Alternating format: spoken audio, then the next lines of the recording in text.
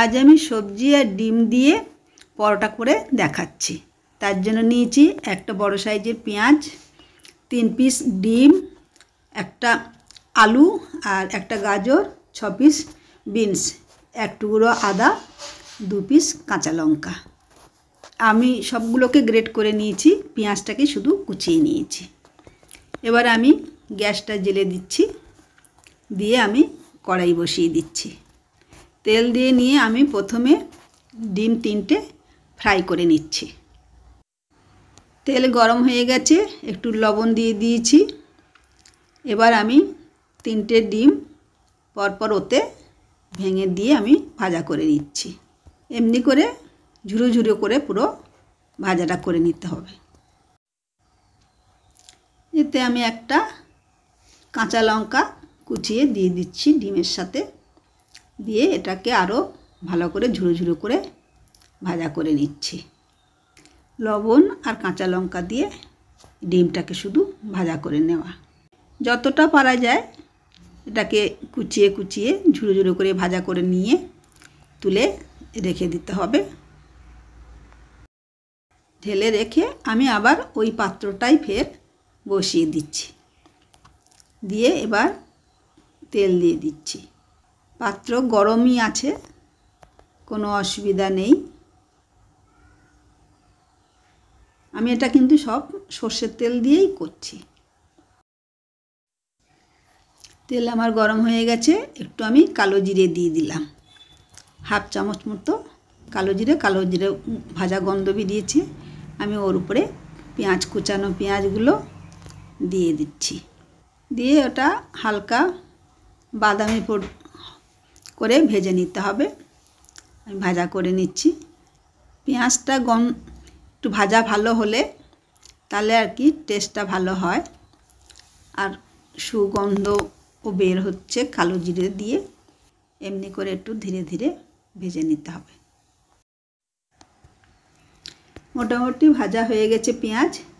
এবার আমি বাকি সব সবজিগুলো দিয়ে দিচ্ছি, গ্রেট করা সবজি, গাজর, বিনস আর আলু একসাথে সব এবারে দিয়ে ওটাকে ফ্রাই করা।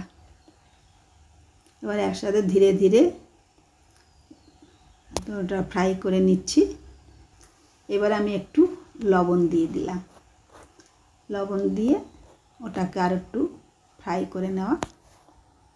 একটু জিরের গুঁড়ো আর একটু হলুদ গুঁড়ো, একটু বলতে 1/2 চামচ করে হলুদ গুঁড়ো আর 1/2 চামচ জিরের গুঁড়ো।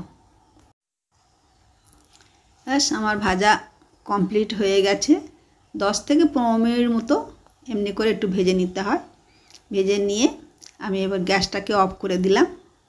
ওই গরম কড়াইতে কিছুক্ষণটা ম্যারিনেট মতো হয়ে থাকুক। এবার আমি দেখাবো আমার ময়দা মাখার ব্যাপারটা। আমার রেসিপিটা তো তৈরি হয়ে গেছে। এবার আমি ময়দা নিয়ে নিচ্ছি, বাটি একটু মাঝারি সাইজে বাটি নিয়েছি, 2 বাটি ময়দা। একই বাটি দিয়ে 2 বাটি ময়দা নিয়েছি, আবার 2 বাটি আটা নিয়ে নিচ্ছি। এতে আমি 2 চামচ মতো নিয়ে নিলাম জোয়ান, আর 2 চামচ মতো নিয়ে নিচ্ছি কালো জিরে, আর আন্দাজ মতো লবণ। আমরা লবণ খাই না, ওই জন্য আমরা লবণ দিই নেই, কিন্তু তোমরা যে আন্দাজ মতো লবণ দিয়ে নিও যদি লবণ খাও।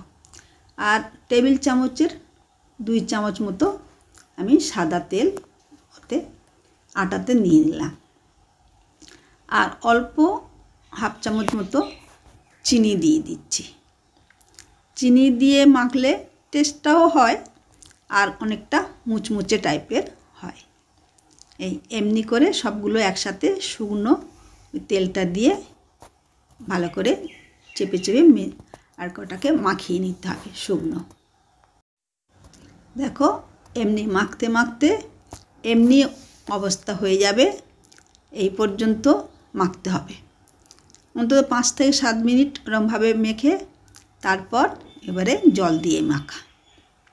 জল দিয়ে মাখলে এটা সুন্দর এবার সফট হয়ে যাবে, কিন্তু ভালো মাখা হবে।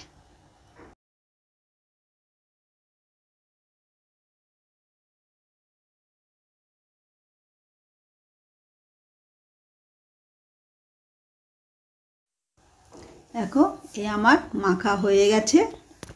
এবার আমি ওটাকে আধা ঘন্টা মতো, অন্তত 25 থেকে 30 মিনিট একটা হালকা ভেজা কাপড় দিয়ে চাপা দিয়ে রেখে দিয়ে দিতে হবে। দিয়ে তারপরে আবার লেচি কেটে বানানো।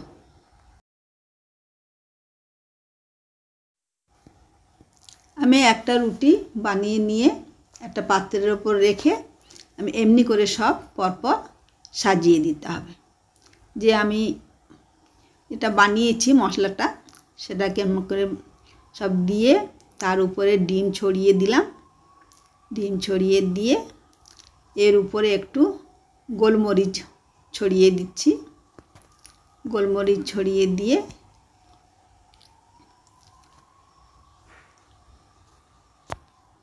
এখন এমনি করে সব সাজিয়ে সাজিয়ে গুছিয়ে দিতে হবে। দিলে এটা টেস্টটাও ভালো লাগবে, কিন্তু একটা খেলেই আমাদের পেট ভরে যাবে এমনই। এর উপরে আমি এবার আরেকটা রুটি বনেছি, সে পরোটাকে ওর মধ্যে চাপিয়ে দেব। চারদিকে যদি সুন্দর গোল করতে চাও, গোল যদি না করা যায়, তখন সুন্দর গোল করার জন্য একটা গোল পাত্রের ওপর বসিয়ে চার ধার থেকে যদি আমরা জল দিয়ে একটু ভিজিয়ে নিই, তারপরে যদি তার উপরে এবারে আমি আরেকটা রুটি দিয়ে দিলাম। দিয়ে এইবার আমি চারদিক থেকে চাপ দিয়ে ওটাকে কেটে নিলে সুন্দর গোল মতো হয়ে যাবে।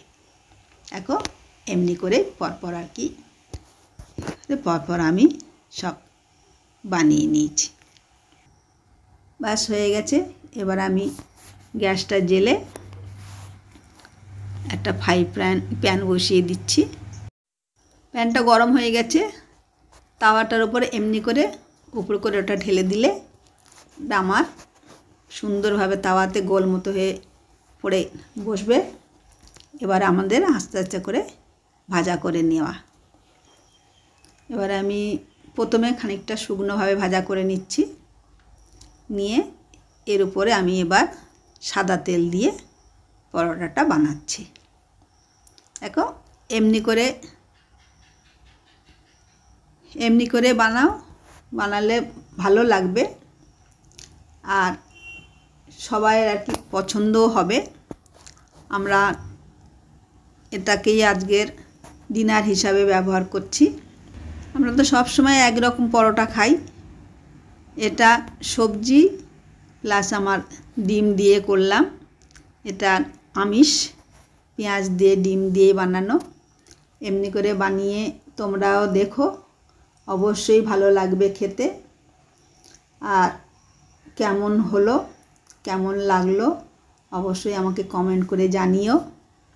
আর যদি ভালো লাগে বন্ধুদের সাথে শেয়ার করো। সাবস্ক্রাইব করা যদি না থাকে আমার এই চ্যানেলে, তোমরা সাবস্ক্রাইব করে নিও। তাহলে আবার নতুন কোনো রেসিপি নিয়ে তোমাদের সাথে আবার নতুনভাবে কথা বলতে পারবো। দেখো এমনি করে করে ধীরে ধীরে ভাজা করে নেওয়া। বাস আমার পরোটা বানানো হয়ে গেছে। আমি 3 রকম আচার দিয়ে খাবার পরিবেশন করেছি। খেতে আচার দিয়ে খুবই ভালো লাগে। আমার সম্পূর্ণ ভিডিওটা দেখার জন্য ধন্যবাদ।